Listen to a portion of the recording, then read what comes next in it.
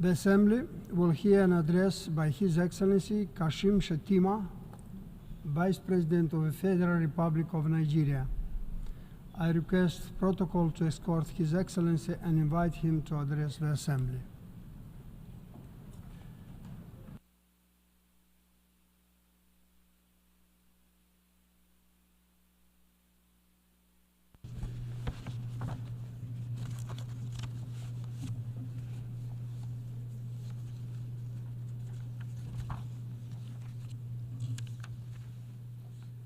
Mr. President,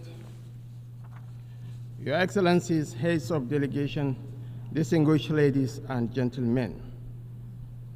Mr. President, as you assume the leadership of this august assembly, our world is confronted by profound moral questions that will require more than the habitual remarks from this elevated podium to resolve.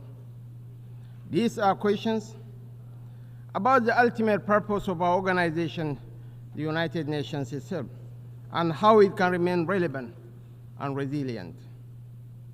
It is with this sentiment that I convey to you the warm and fraternal greetings of my countrymen and women, and to congratulate you on your assumption of the presidency of this assembly. Let me assure you of the full cooperation of my delegation in discharging your honorary responsibilities during your tenure.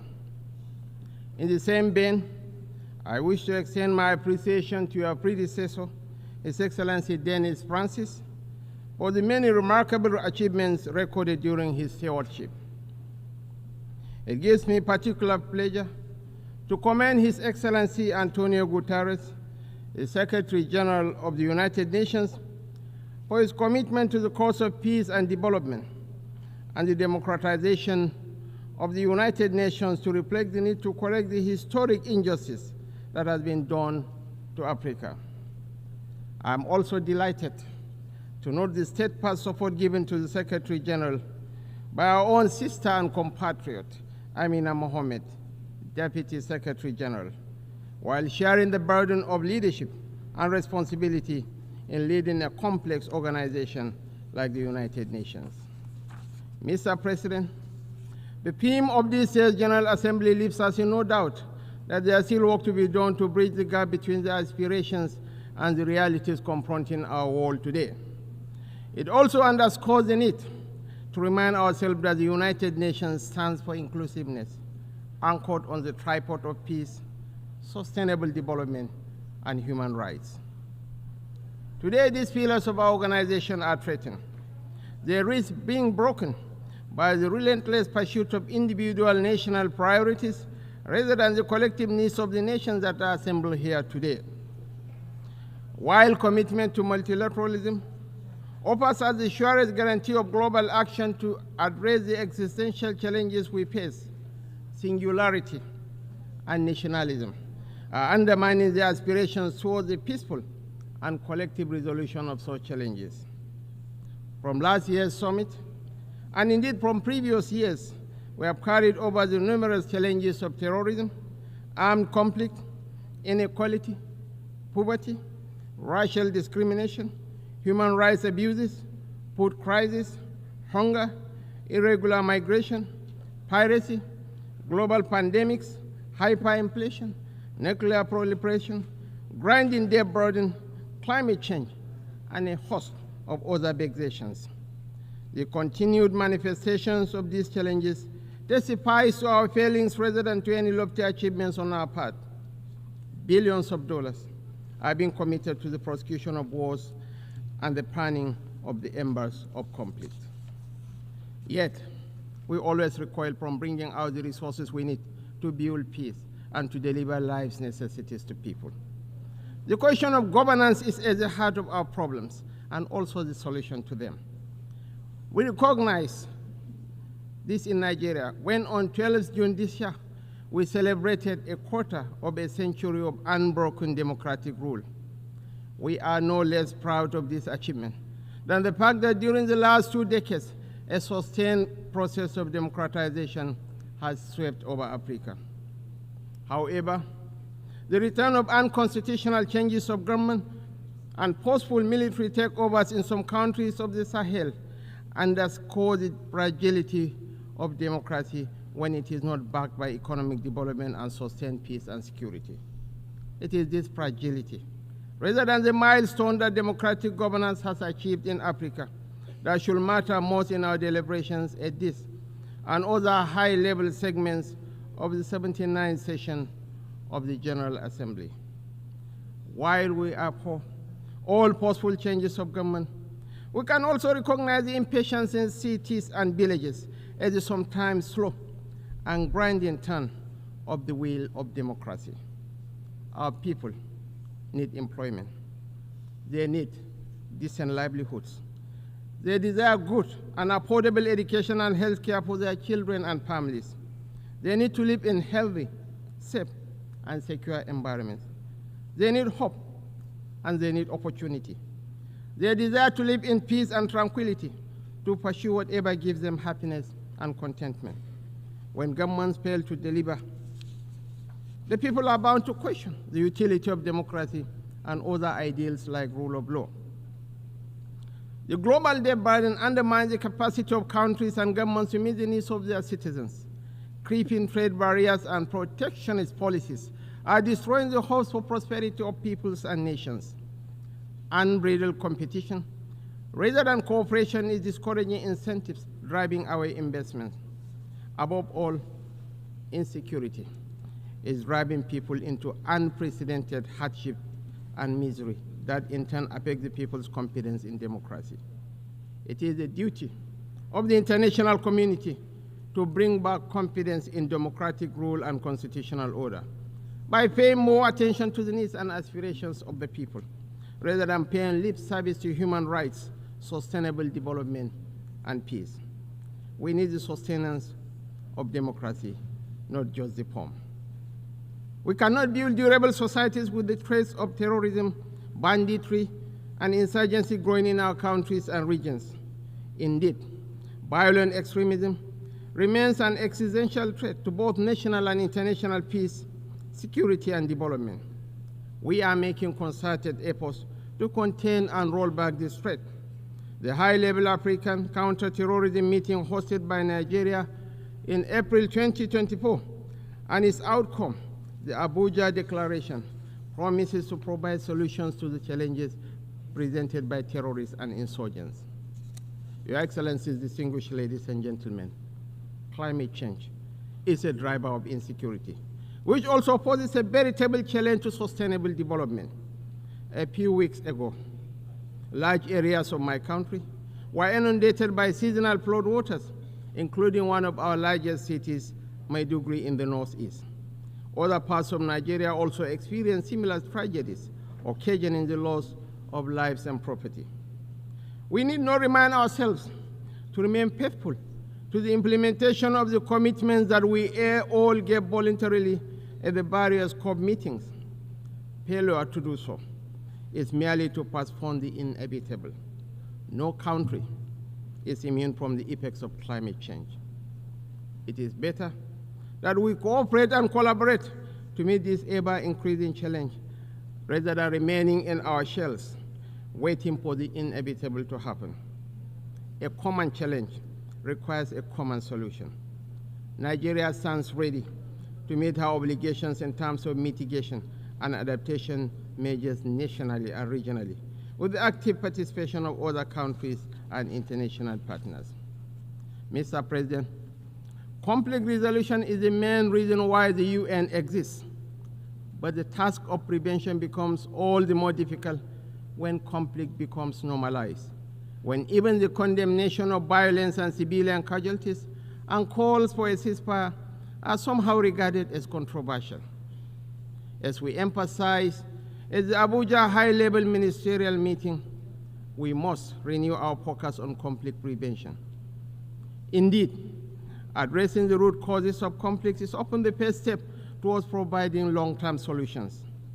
Clearly, some of the root causes of conflict are social in nature, including poverty, hunger, ignorance, inequality, and exclusion, as well as other forms of injustice. In the Sudan, other parts of our continent, and further afield, foreign actors are exacerbating these tensions to prolong conflict and deepen the suffering of innocent people. Today, we are all witnesses to the heart-wrenching situation in Gaza and other Palestinian territories. We cannot discuss war and peace, conflicts and resolution, or humanitarian imperatives today without reflecting on the Israeli-Palestinian conflict that has been raging since 7th August last year. Of course, the conflict predates this period and has been simmering for a better part of half a century. What it tells us is that the international community has failed to live up to the spirit and aspirations of the United Nations to rid the world of inequality, violence, and domination of one people by another. Justice is antithetical to revenge. Freedom is an inalienable right and a natural entitlement that cannot be denied to any people. The Palestinian people deserve their independence. They deserve to have a home of their own in territories already recognized by this very assembly and by international law, which is being routinely ignored.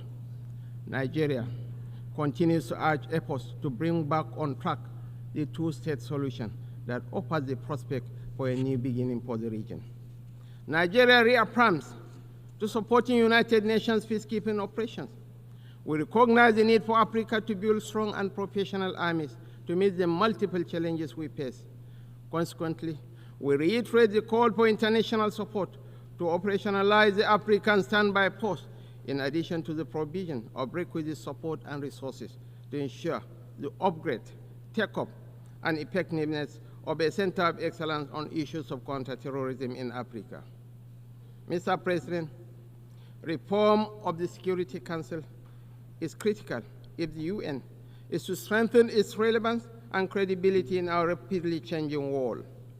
Some permanent members of the United Nations Security Council have offered encouraging, if tentative, indications of support on the issue of reform of the Council. We welcome the change in tone and urge an acceleration in momentum to the process. The Security Council should be expanded in the permanent and non-permanent member categories to reflect the diversity and plurality of the world. We fully support the efforts of the Secretary General Guterres in this regard. Africa must be accorded the respect that it deserves in the Security Council. Our continent deserves a place in the permanent members category of the Security Council with the same rights and responsibilities as other permanent members. Mr. President, your assumption of the stewardship of the General Assembly presupposes that you will be seized with the progress of the implementation of the UN's Sustainable Development Goals.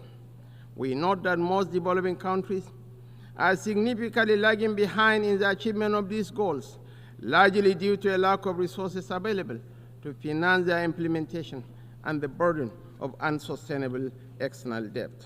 It is our expectation that the adoption of the Pact of the Future for the future will change the narrative, reposition economies, and translate into concrete measures that provide solutions to the challenges faced by developing and least developed countries. This is particularly significant in our region and the Sahel, where human development indices are low and depressing. It is for this reason that we reiterate the call by countries, especially of the Global South, for reform of the international financial architecture and promotion of a rules-based, non-discriminatory, open, fair, inclusive, equitable, and transparent multilateral trading system. We are aware of the debilitating impacts of corruption on global prosperity and national progress. Process of corruption and illicit financial flows constitute a huge chunk of resources needed for sustainable development. The recovery and return of such funds to states of origin is a fundamental principle of the United Nations Convention Against Corruption. Therefore, the international community must promote practical measures to strengthen international cooperation to recover and return stolen assets and to eradicate safe havens that facilitate illicit flows of funds from developing countries to the developed economies. There is also the urgent need to promote fair and inclusive tax regimes in the world.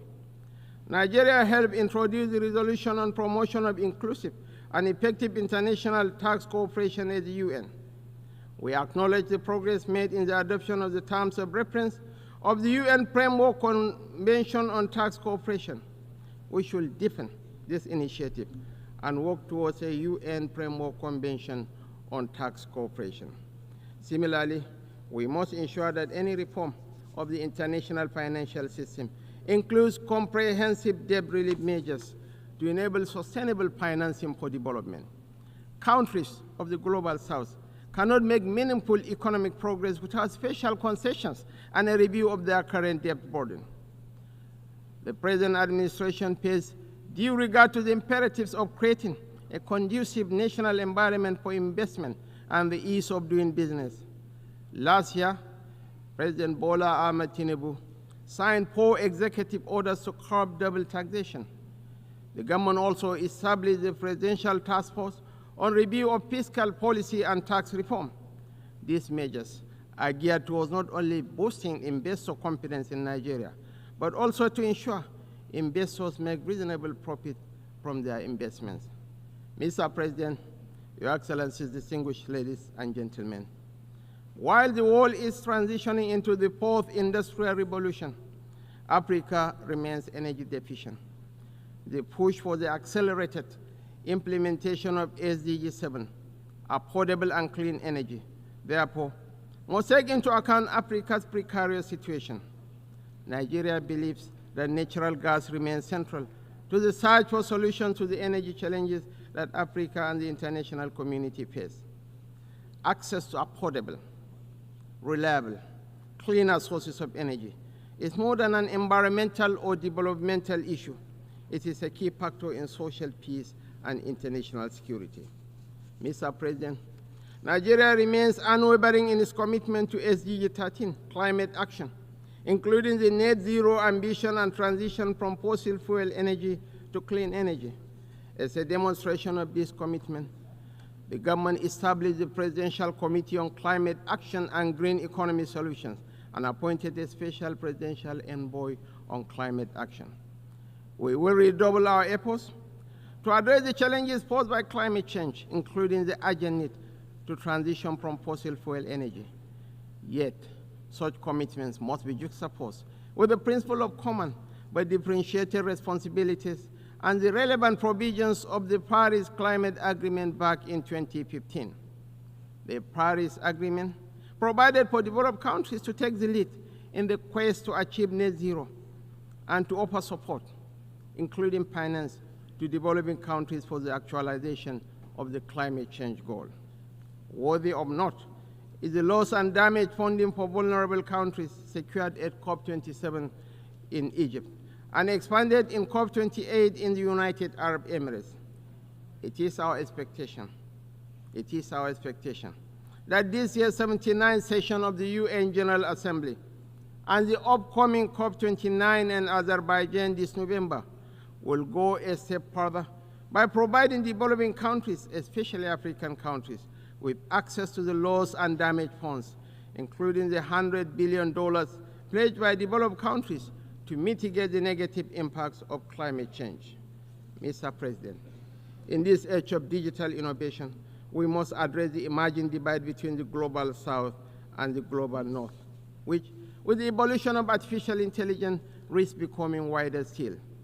The UN should work towards eliminating barriers to digital economy in Africa, such as high cost of internet services and intellectual property rights. More so, there is a need to work towards common global standards to regulate cryptocurrency trading platforms. This is the most effective way to provide confidence in these markets and limit the potential for instability. Our own experience in Nigeria, as in other countries, shows that new technologies, when not properly regulated, can facilitate organized crime, violent extremism, and human trafficking. In our own case, the trading of cryptocurrency helped fuel speculation and undermine macroeconomic reforms. Separately, we have also witnessed in rich and poor countries alike the corrosive impact of unfiltered hate speech and fake news across social media. There is much more that we could and should do together to strengthen those guardrails that will help release the most progressive elements of the new technologies shaping our world and curb those more destructive tendencies.